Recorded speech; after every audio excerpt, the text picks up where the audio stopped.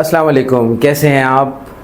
उम्मीद है इस दुआ के साथ हम शुरू करेंगे जिससे आप बहुत खुश होते हैं मेरी इस दुआ से कि खुश रहें, आबाद रहें, सेहतमंद रहें अपने पैसों पर यानी कि अपने ख़र्चे पर। तो स्टार्ट करते हैं आज का प्रोग्राम।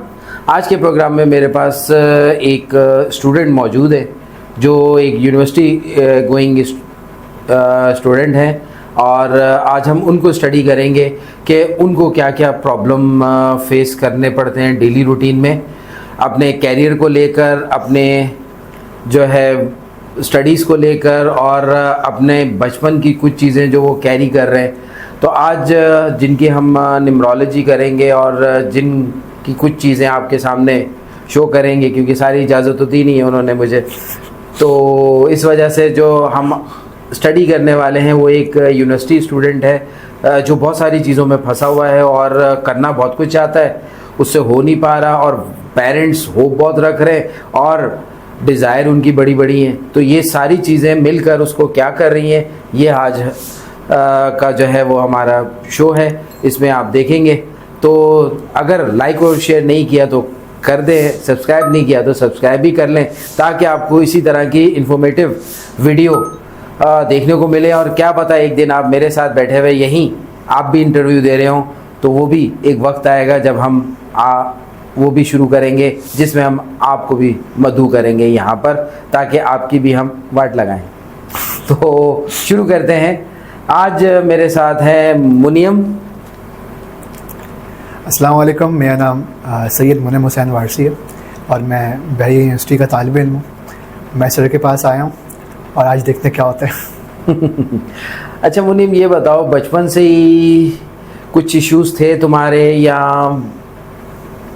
बिल्कुल शरीफ इंसान थे? नहीं, इश्यूज़ तो बिल्कुल थे। क्यों? तो क्या किस टाइप के इश्यूज़ थे? गुस्सा आता था बचपन में या कुछ करने को दिल करता था, घर वाले रोक लेते थे, बाहर जाने को दिल करता था, घर वाले रोक लेते थे, क्या ऐसी चीज़ थी? हाँ बिल्कुल ऐसा था। ज़रा मैं बाहर कम ही निकला हूँ बचपन में, तो ज़रा एक आज़ादी का फैक्टर मुझे नहीं मिल पाया और अंदर गुस्सा काफ़ी होता था, बाहर मेरा गुस्सा कम आता था। तो अंदर से मैं बहुत ज़्यादा गुस्से में आता था।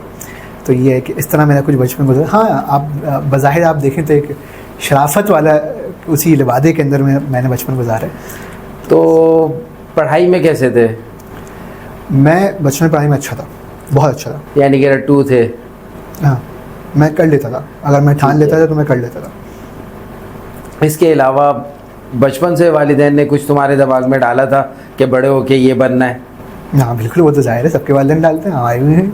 अच्छा, हमारे वालिदैन कैसे पीछे रहते? तो उसके लिए तुमने पहले से अपना माइंड अभी तक वही बनाया हुआ है या आप यूनिवर्सिटी लेवल पर आके तुम्हारा माइंड चेंज हो गया है?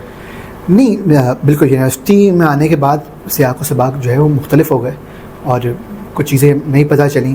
तो हम जो पेरेंट्स आपको एक गाइडलाइंस दे देते हैं लिख के, तो वो तो उसको मुकम्मल तौर पे आप फॉलो नहीं कर सकते उसको, करियर के एतबार से ख़ास तौर पे। तो चीज़ें तो बहुत ज़्यादा चेंज हुई हैं। तो इसका मतलब है कि तुम अपनी लाइफ में जो हो वो ज़्यादा बाहर नहीं निकले, यानी कि नॉन सोशल रहे हो और शादी ब्याह में या तकरीबात वगैरह में तुम जाते रहे हो पेरेंट्स के साथ। वैसे तुम्हें अपने दोस्तों के साथ या दोस्त बनाने में क्या मौका मिला? मुख्तसरन मतलब स्कूल के तो होते ही हैं, मोहल्ले के जहाँ आप रहते हैं? नहीं, मेरे मोहल्ले में सच बताऊंगा मैं कोई दोस्त ऐसा सच नहीं है। बस सबसे एक अच्छी सलाम दुआ का रिश्ता, क्योंकि पब्लिक स्पीकिंग से मेरा ताल्लुक़ था, जो डिबेटिंग इवेंट्स में आता था वहाँ हो गई दोस्ती, लेकिन वो दोस्तियाँ कंटिन्यू नहीं हो पाती थी। अच्छा, ये बताओ कि तुम्हें तकरीर का शौक़ कैसे हुआ? ये तो बस बचपन में ही था, ये स्टेज पे जाने का शौक़ था कि बोलना है वहाँ जाके बस। तो टीचर्स ने साथ दिया, कभी कुछ होस्टिंग पकड़ा दी कि जी ये पढ़ के आइए, कभी कुछ अशार पढ़ लीजिए आप, कभी स्टेज ड्रामा कुछ हो रहा है। तो स्टेज पे रहने का शौक़ बचपन से था। तो वहाँ से एक आदत डेवलप हुई बोलने की और पता चला कि अच्छा मैं ये भी कर सकता हूँ। मैं फिर एक आपको चीज़ें पता चलती रहती हैं। किसी मुकाबले में आपने बोल लिया, किसी आपकी असातिज़ा ने हौसला अफजाई की तो आपने आके पहला मुकाबला मैंने बोला। इस तरह से फिर मुझे वाक़ईतन अपने बारे में पता चल गया कि मैं फ़न ख़िताबत से ज़रा मैं लिंक्ड हूँ। तो कौन सी एज में तुम्हें पता लगा? कौन सी क्लास में थे तुम? आसानी के लिए बताओ। मैं 6th क्लास में मुझे अंदाज़ा हो गया था कि मेरा और माइक का एक गहरा ताल्लुक़ है। माइक। अच्छा ये बताओ कि अब ज़ाहिर है साहब तुम्हारी स्कूलिंग कंप्लीट हुई, फिर कॉलेज लेवल पे गए, अब यूनिवर्सिटी लेवल पर हो, तो जो पेरेंट्स ने जिस तरह कहा था वैसे ही एक्ट करते करते वहाँ तक पहुँचे हो, या अब कुछ नई चीज़ें तुम्हारी लाइफ में एडअप हुई हैं? नई चीज़ें बिल्कुल एडअप हुई हैं। वो उन चीज़ों पे तो चल के तो नहीं आ सकता रहा इंसान, क्योंकि ज़ाहिर है वालिदैन आपके एतबार से सोचते हैं, वो भला ही सोच रहे होते हैं, लेकिन वो उस सर्कल से बाहर नहीं जाके सोच रहे होते। तो जब आप दुनिया में जाते हैं, कदम रखते हैं, तो आपको पता चलता है कुछ चीज़ें डिफरेंट हैं, तो आपको उस हिसाब से रिएक्ट करना पड़ता है। तो ये अच्छा, तो ये बताओ मुझे कि अभी भी जो पेरेंट्स ने बचपन से तुम्हारे दिमाग में डाला है कि ये बनना है, तुम उसी मंजिल की तरफ हो या अब कंफ्यूज हो गए हो? अब मैं कंफ्यूज हो गया हूँ क्योंकि जहाँ पेरेंट्स बोल रहे हैं वहाँ जाना नहीं है, और जहाँ मैंने जाना है वहाँ मुझे पता नहीं कहाँ जाना है। तो यानी कि अभी तुम्हें पता नहीं है, तुम्हें नो हाउ चाहिए कि दुनिया में तुम कौन सा कैरियर लो, जो स्टडीज़ ले रहे हो तुम। ज़ाहिर है हमारे यहाँ यही होता है कि ज़्यादातर वो लोग जो स्टडीज़ लेते हैं, अगर एक डॉक्टरी कर रहा है तो आगे जाके वो डॉक्टर ही बनेगा, जो इंजीनियरिंग कर रहा है वो इंजीनियर ही बनेगा, इस तरह जो मुख्तलिफ प्रोफेशन में चला जाता है वो वही बनता है। मगर मेरी इस छोटी सी ज़िंदगी में जो मुझे पता लगा, बहुत से लोग अनडिफाइंड जो है वो डेस्टिनी की तरफ जाते हैं, और आगे जाके जो माइंड में होता है या बचपन में डाला जा रहा होता है वो उससे वो हट जाते हैं, फिर वो कंफ्यूज स्टेट में जाते हैं और फिर वो सिलेक्ट करते हैं कि कौन सी चीज़ उनके लिए बेहतर है। क्या तुम्हारे साथ भी ऐसा ही है? बिल्कुल ऐसे ही मैं कहूँगा। तो इसमें अब ज़ाहिर है तुम यूनिवर्सिटी गोइंग हो, ग्रेजुएशन हो जाएगा तुम्हारा, तकरीबन करीब है, तो अब ज़ाहिर है तुम में कन्फ्यूजन ये भी है मेरे हिसाब से कि तुमने आगे पढ़ना है कि जॉब करनी है। अगर पेरेंट्स को देखो तो कहते हैं हाँ पढ़ लो, बिल्कुल, मगर वो होप रखते हैं कि अपना खर्चा भी निकालो। ये तो है। तो अब तुम दोनों कश्तियों में बैठे हुए हो। एक पेरेंट्स हैं जो होप लगा के बैठे हमारा बच्चा कमाएगा भी और अब पढ़ेगा, अपना खर्चा कम से कम खुद उठाएगा। दूसरा ये कि तुम उनकी गोद में बैठे हो कि वो अफोर्ड करें अभी भी, क्योंकि बचपन से वो करते हुए आ रहे हैं। हाँ, अच्छा अब अचानक से क्यों चेंज करें वही रूल? ठीक है, तो प्रॉब्लम तुम्हें कहाँ आ रही है? उनसे कम्युनिकेशन में आ रही है या उनका हुक्म मानने में आ रही है? नहीं, बेसिकली कम्युनिकेशन का प्रॉब्लम तो वालिदैन से मैं देखता हूँ बहुत से बच्चों को भी है, और मुझे भी रहा है कहीं ना कहीं, कि ख़ास तौर पर करियर के मामले में तो ये कॉन्फ्लिक्ट रहता है, बात की जाती है लेकिन फिर बात सुनी नहीं जाती। तो अभी कंफ्यूजिंग स्टेट में हूँ, तो मैं जवाब भी कंफ्यूजिंग ही दूंगा। हम मुनीम की न्यूमरोलॉजी करते हैं और उसमें इसको कुछ पॉइंट्स बताते हैं, और फिर देखते हैं कि इसको क्या फ़ायदा होता है उससे। फिर इसको कुछ अरसे के बाद दोबारा हम बुलाएंगे और फिर हम देखेंगे कि इसने हमारी बातों पे अमल करते हुए अपने आप को कितना चेंज किया और किस तरफ अपने आप को लेकर आके कितना डाइवर्ट हुआ। तो मुनीम की न्यूमरोलॉजी करते हैं और फिर जानते हैं। अच्छा मुनीम, ये बताओ कि आगे तुम क्या सोचते हो कि तुम्हारी लाइफ जो है वो कब तक अर्निंग तुमने स्टार्ट करनी है, और कब तक तुमने शादी, और ये सारे प्लान्स क्या है तुम्हारे, बताओगे ज़रा? हालात व वाक़यात को देखते हुए शादी तो अभी नहीं करनी, हाँ फंस जाऊंगा अगर करूंगा भी। दूसरा ये कि अर्निंग के एतबार से तो अर्निंग तभी करनी है मैंने शुरू, मुख्तलिफ ज़राए हो सकते हैं उसके। ग्रेजुएशन से पहले ही स्टार्ट करना चाह रहा हूँ कि ताकि जब मैं ग्रेजुएट हो जाऊँ तो वो जो एक सॉर्ट ऑफ डिप्रेशन आता है एक बच्चे के ऊपर, एक फेज़ आता है ऐसे लाइफ में। मैंने देखा है, अपने सीनियर्स को देखा है, बहुत से अपने ऐसे सीनियर्स हैं हमारे दोस्त हैं बड़े, वो उस ग्रेजुएशन के फ़ौरन बाद एक डिप्रेशन के फेज़ में चले आते हैं कि अब क्या होगा। और उन लोगों को मैंने इस चीज़ में कम मुब्तला देखा है जो अर्निंग कर रहे होते हैं ऑलरेडी, वो इतने स्ट्रेस आउट नहीं होते उस चीज़ को लेके।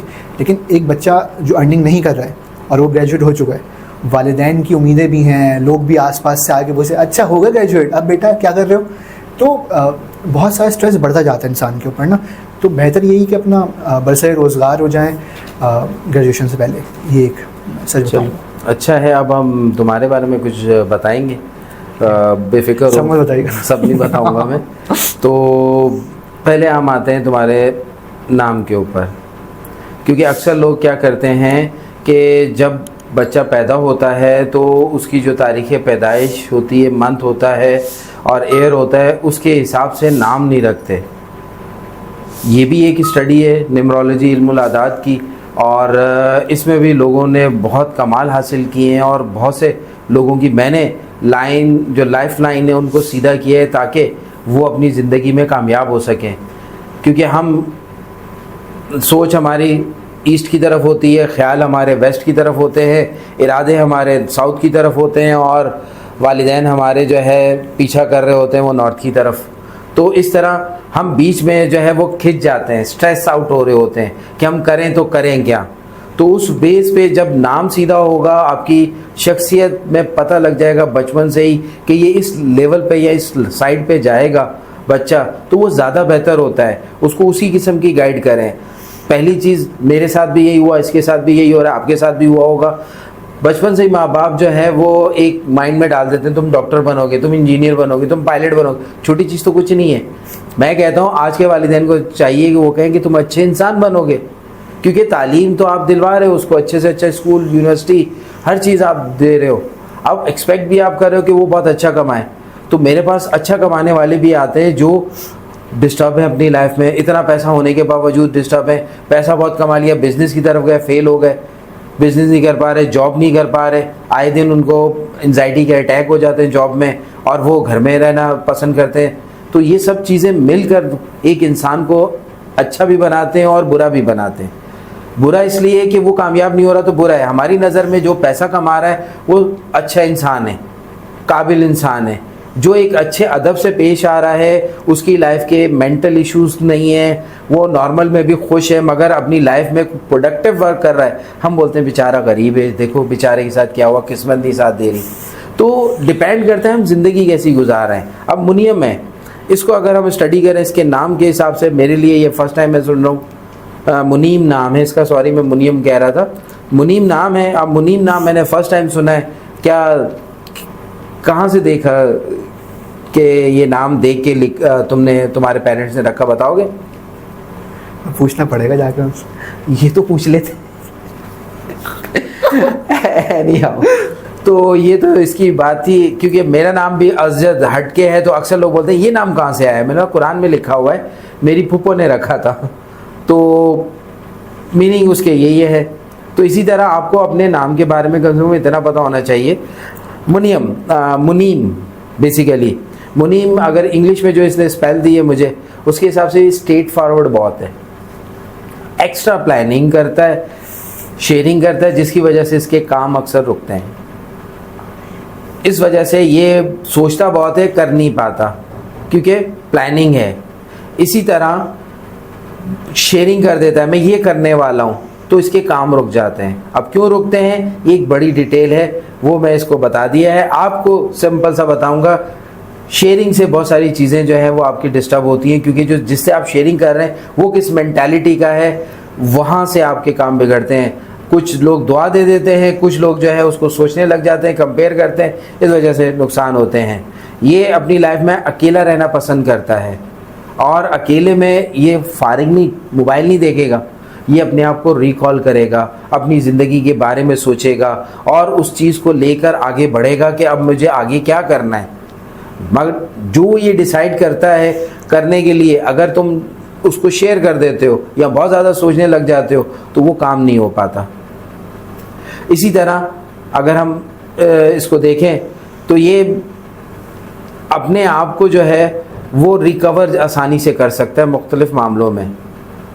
और अगर हम इसके उर्दू में इसके नाम को देखें तो ये हर काम के पीछे ना परफेक्ट के चक्कर में बहुत ख्वार होता है, यानी हर एंगल से सोचता है, कभी इधर से, कभी इधर से, कभी इधर से, कभी इधर से, कभी इधर से, कभी इधर से, तो उस पर टाइम ज़्यादा लगाता है। फिर वो कहता है परफेक्ट काम होना चाहिए, हमेशा मैं जीतूँ, हारूँ नहीं।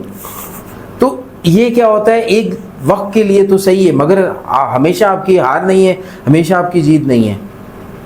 तो ऐसे लोग जो है वो हार पसंद नहीं करते, हमेशा जीत पसंद करते हैं। तो लाइफ में जब फेलियर शुरू होते हैं सम टाइम किसी की वजह से या अपनी गलतियों की वजह से, तो ये लोग जो है वो डिप्रेशन में ज़्यादा जाते हैं, एंजाइटी में जाते हैं, फिर सर दर्द पाल लेते हैं और बहुत सारी चीज़ें करते हैं। वैसे परफेक्शन जो है वो अच्छी चीज़ है, मगर उसमें भी थोड़ा सा लॉक होना चाहिए आपका कि कहाँ करनी है कहाँ नहीं करनी। जब कोई और काम आ गया तो आप छोड़ देते हैं। जैसे आप शादी ब्याह पे जाते तो वहाँ मुस्कुराने का वेदर है ना, सारे मुस्कुरा रहे हैं, तैयार श्यार होकर आए, तो आप भी वैसे ही तैयार श्यार होकर मुस्कुरा कर मिलेंगे। अब गम की जगह पे कहीं गए हैं तो वहाँ आंसू आपके आ रहे हैं तो अच्छी बात है, नहीं तो मुंह आप वैसा बना लेंगे कि हम भी गमगीन हैं। तो ये देखना पड़ता है। अब आप एक ही मूड से चलते रहेंगे, भाई दूसरा कुछ ना करे और मैं ही सब कुछ कर लूँ, और दूसरा क्यों मुझे इंटरप्ट कर रहा है, मुझे क्यों गाइड कर रहा है, तो ये चीज़ें तुम्हें नुकसान देती हैं मुनियम। वैसे मुनियम जो है ख्याली पुलाव बहुत बनाता है, डे ड्रीमिंग ना, डे ड्रीमिंग भी बड़ी चीज़ होती है। हम बाइक चला रहे हैं, हम गाड़ी चला रहे हैं, हम खाना बना रहे हैं, हम पढ़ रहे हैं, हम मोबाइल देख रहे हैं, तो डे ड्रीमिंग हमारी बैक साइड पे चल रही है। इवन हम जब सोते हैं तो उससे भी मैंने नाम रखा है नाइट डे ड्रीमिंग। तो आप सोते हुए भी ख्याली पुलाव बना रहे होते हैं। तो ये इसमें ये आदतें बहुत हैं, इस वजह से ये फैंटेसी वर्ल्ड में रहता है। क्या मैं सही कह रहा हूँ मुनियम? मुस्कुराहट तुम्हारी बता रही है कि मैं सही जा रहा हूँ। तो आगे इसमें चले तो इस वजह से क्या है कि ये डे ड्रीमिंग में अपना ज़्यादातर टाइम ज़ाया करता है। जो इसकी एनर्जी है वो सोचने में ज़्यादा जाती है, प्रैक्टिकल वर्क में ये ढीला हो जाता है, इसको टाइम लगता है समझने में।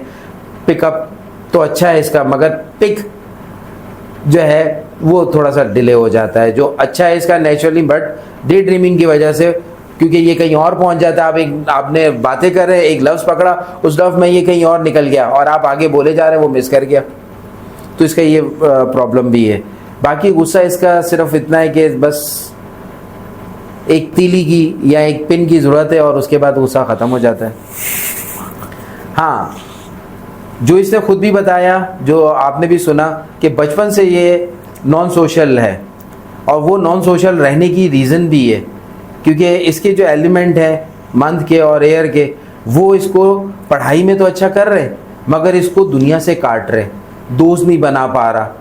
अभी भी जहाँ जाता होगा वहीं के दोस्त हैं, वहाँ से जाना छोड़ दिया, दोस्त भी ख़त्म हो गए। कैसे ही है मुनियम? तो ये चीज़ें क्या है, पास्ट लाइफ में रहना, पिछली चीज़ों में इसको मज़ा आता है रहने में। फ्यूचर की चीज़ें एकदम कोई आ जाती हैं सामने तो कंफ्यूज हो जाता है, यानी कि स्टक हो जाता है। और अपनी ज़िंदगी में ये चूजीनेस में चला गया है, ये खाने में पसंद है, ये खाने में नहीं पसंद, ये बंदा पसंद है, ये बंदा नहीं पसंद। तो जिसकी वजह से इसको इंटरनल प्रॉब्लम शुरू हो गए। लोगों के सामने तो ये सोफिस्टिकेटेड बनेगा, बहुत अच्छा मुस्कुराएगा भी समटाइम, मगर रिजर्व भी रहेगा, बट अंदर जो है वो ये चल रहा होगा, क्या करूं नहीं करूं, ये इसको कैसे फेस करूं, इसने ये बोल दिया तो क्या होगा, मैंने क्या जवाब दूंगा, मेरे पास तो कुछ भी नहीं है, इसने ये कर लिया। तो इस तरह के सवाल जवाब अंदर चलते हैं, ठीक कह रहा हूं ना? तो वो चीज़ें जो है वो इसको डिस्टर्ब कर रही हैं कैरियर को लेकर कि क्या करूंगा। सिंपल सी बात है, यूनिवर्सिटी गोइंग है, सर्कल है, अब तो इंटरनेट का ज़माना है, मोबाइल पकड़े, डिफरेंट कैरियर को देखे, प्रोफेशंस को देखे, जॉब के हिसाब से, बिजनेस के हिसाब से। बाय द वे, ये बिजनेस कर सकते हो, तुम बिजनेसमैन हो सकते हो, अंडर भी काम कर सकते हो लोगों के, और लोगों को अपने अंडर काम भी करवा सकते हो। ये दोनों क्वालिटीज़ हैं तुम्हारे अंदर। बट कहाँ फंसता है ये? अपने अंदर खुद ही सवाल क्रिएट करता है और खुद ही जवाब दे रहा होता है, और सामने वाला समझता है कि ये बहुत ईगो वाला है, एलिगेंट है, बहुत इस मिजाज ही नहीं भाई के मिल रहे। पता लगा अंदर जो है वो गड़बड़ चल रही है, सारा निज़ाम डिस्टर्ब हुआ हुआ है, और आपके सामने बस एक वो फिक्स पिक्चर ना रखी हुई है और अंदर बहुत सारी चीज़ें चल रही हैं। तो इसको चाहिए कि ये लोगों में जाए ताकि इसकी ये चीज़ ख़त्म हो, झिझक जिसको कहते हैं, हेजिटेशन कहते हैं। जैसे संडे बाज़ार है, वहाँ चले जाए, मार्केट्स लगती हैं, जो छोटे बाज़ार हैं उनमें जाएं, और विंडो शॉपिंग भी करे, रेट्स भी पूछे, नहीं ले। तो ये सब चीज़ें जब करेगा, लोगों में रहेगा, तो ये चीज़ निकलेगी इसकी। इसके अलावा इसकी लाइफ में क्या है कि हाथी निकल गया दुम रह गई, बहुत सारी चीज़ों को ये इग्नोर कर देता है। जब वक्त पे वो पढ़ती हैं तो फिर सर पकड़ के बैठता है, क्या करूं, क्योंकि पहले तो हल्का लिया, फिर वही पानी आपके जब नाक तक पहुंचा तो आपने उछल उछल के सांस लेना शुरू किया, फिर आपका दिमाग जागा कि अब क्या करना है। तो ये इस फेस में भी जाता है, जो आगे आगे जो इसने बताया उसके जो बातें मैंने सुनी, आपने भी सुनी, उसमें जो काउंट किया वो इसकी न्यूमरोलॉजी भी वही कह रही है कि ये चीज़ है। इसको क्या करना पड़ेगा, अपने आप को थोड़ा सा पीछे लाकर एक्टिव करना पड़ेगा। यानी ये काम अब यूनिवर्सिटी ख़त्म होने से पहले इसको सोचना पड़ेगा, आगे पढ़ना है, जॉब करनी है, या जॉब और पढ़ाई दोनों एक साथ करनी है। तो ये फंस रहा होगा कि कहाँ क्या करूँ। जॉब करेंगे तो सारा दिन करेंगे, पढ़ाई कब करेंगे, क्योंकि इसने बचपन से अभी तक पढ़ाई की है, जॉब नहीं की है। तो बहुत सारी ऐसी जॉब्स हैं जो 5 बजे ख़त्म हो जाती हैं, बहुत सारी ऐसी यूनिवर्सिटीज़ हैं जो 6 बजे स्टार्ट होती हैं, और कुछ यूनिवर्सिटीज़ या कुछ ऐसी हैं जो वीकेंड पे चलती हैं, कुछ हैं जो 3 डेज़ चलती हैं, फ्राइडे सैटरडे संडे, कुछ सिर्फ संडे भी चलती हैं, ऐसे भी प्रोग्राम ऑफ़र करती हैं। तो इसे ये चीज़ सोचनी पड़ेगी। इसे जो मैं रेकमेंड करूँगा, क्योंकि इसकी ऑफ स्क्रीन भी जो बातें थी, तो इसकी डिज़ायर थी कि ये और चाहता है कि मेरी शायरी में, मेरी स्पीकिंग में जो ये तकारीर करता है और जो काम करना चाहता है, इसको भी आगे बढ़ा रहा है। एज आ प्रोफेशन तो अभी नहीं लिया इसने, मगर शौक़ के, हॉबी के तौर पे उसको बढ़ा रहा है। तो कहा था इसने कि उसके हिसाब से भी मुझे जो है कुछ रेकमेंड करिएगा ताकि मुझ में निखार आए। तो इसको जो मैं रेकमेंड करने वाला हूँ, इसकी नेचर को देखते हुए इत्तफाक से ज़्यादा लोग इसी नेचर की मेरे पास आते हैं। तो ये सबसे पहले एक ब्लैक हकीक का यूज़ करेगा। ब्लैक हकीक में ये यमनी पेन है, हुसैनी पेन है या सिंपल पेन है। तो मेरी वीडियो नेट पे मौजूद है, आप उन्हें देखेंगे तो आपको पता लगेगा कि तीनों पत्थरों में क्या फ़र्क है। तीनों काले ही हैं, ब्लैक ही हैं, बट फंक्शन में काफ़ी फ़र्क है। तो वो ये पहन सकता है एक, और उसके अलावा जो है ये फ़िरोज़ा पहनेगा। ब्लैक हकीक के 1 महीने के बाद ये फ़िरोज़ा स्टोन पहनेगा कम से कम, वरना 3 महीने के बाद पहने। फ़िरोज़ा क्या करेगा, वो अक्ल देगा, इसकी अक्लदानी, यानी कि जो माइंड स्टक हो रहा है उसको वो होने नहीं देगा। जब होने नहीं देगा तो इसकी अक्ल यानी कि खुलेगी। ब्लैक हकीक क्या करेगा, इमोशनल और मेंटल इसको स्टेबिलिटी क्रिएट करेगा, और फिर इसको पता लगेगा कि मुझे करना क्या है। तो जब थोड़े से के बाद जब फ़िरोज़ा पहनेगा तो फिर इसको पता लगेगा कि अब मुझे करना क्या है, कंफ्यूज नहीं होना, मुझे टारगेट अपना अचीव करना है। इसके अलावा दिन में ये वॉक का इस्तेमाल रखे, या एक रूटीन में, या जिम ज्वाइन करे, क्योंकि हमारे आजकल के दौर में हम एक्टिव नहीं हैं, दिमागी तौर पे बहुत एक्टिव हैं। ऐसे दिमाग ने हुकूमत ही आपकी जो बॉडी पे करनी है। तो जब बॉडी मूव नहीं करेगी तो इतना अच्छा दिमाग या इतना शार्प दिमाग लेके करना क्या है आपने। तो इसलिए आपने देखा है कि ख़ास तौर पे मर्दों की फेस से पहले पेट आगे निकल जाता है, यानी कि सक्सेस से पहले पेट आगे आ जाता है, तो लोग पेट से ही मिल लेते हैं। तो वो रीज़न क्या है, वो यही है कि आपने इतना सोच लिया, बॉडी हिली नहीं, बॉडी फैल गई। अब बॉडी फैल गई तो आप क्या मीट करेंगे। तो बॉडी को एक्टिव रखने के लिए कोई ना कोई अपनी लाइफ में ऐसी एक्टिविटीज़ ज़रूर रखें, चाहे वो स्पोर्ट्स हैं, कि बहुत सारी फील्ड्स हैं, क्रिकेट है, फुटबॉल है, हॉकी है, बैडमिंटन है, स्विमिंग है, और बहुत सारे इंडोर गेम्स हैं। बट नेचुरल इन्वायरमेंट से कनेक्शन रहना ज़रूरी है, क्योंकि हमारे जो माइंड का सॉफ्टवेयर है वो नेचुरल इन्वायरमेंट के साथ जब कनेक्ट होता है तो उस जल्दी से रिफ़्रेश हो जाता है। तो मुनीम, बताओगे इसमें कितना मैंने तुम्हारे बारे में प्रॉपर बोला और क्या चीज़ें तुम्हें समझ में आई? नहीं, प्रॉपर तो ज़ाहिर है मुकम्मल तौर पे बोला, बस शुगर वाली बातें नहीं बोली जो नहीं वो मैंने पहले काट दी थी। वो पहले अच्छा, तो ये है कि जो बातें मुझे बताई गई हैं मैं उस पर अमल करूँगा। ज़ाहिर है अगर मुझे आगे बढ़ना है ज़िंदगी में, फ़ैसले लेने अपनी ज़िंदगी में, तो इन बातों के ऊपर अमल पैरा होना पड़ेगा मुझे। तो इंशाल्लाह मैं होऊंगा अमल पैरा, फिर आपको बताऊँगा तभी। तो तुम क्या समझते हो कि जैसे तुम मेरे प्रोग्राम में आए और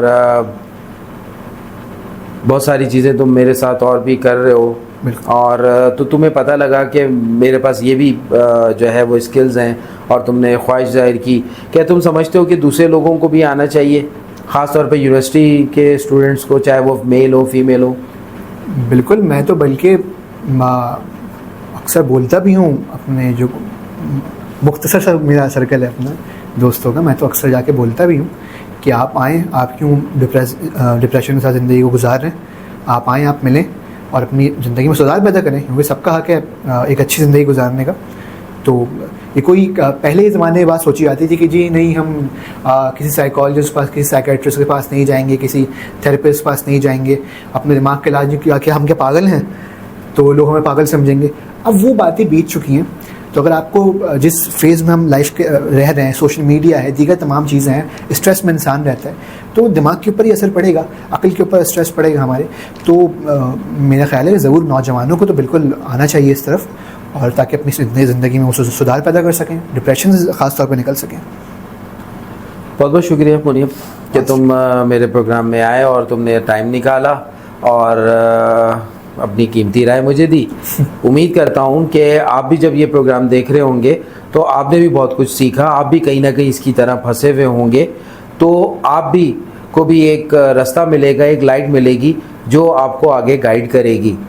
शायद मेरा प्रोग्राम आपको कुछ जगा दे, आपके यानी कि माइंड की बत्ती आपकी जला दे और आप भी अपने जिन चीज़ों में फंसे हुए वहाँ से आपको एक रास्ता मिले, एक रोशनी मिले और आप उस रोशनी को फॉलो करते हुए आगे निकल जाए। तो इसी के साथ हम मिलते हैं अपने अगले व्लॉग में एक नए मेहमान के साथ, जिसके साथ क्या मामलात हैं वो उसी वक्त पता लगेगा जब मेरे सामने भी आएंगे और आपके सामने भी आएंगे।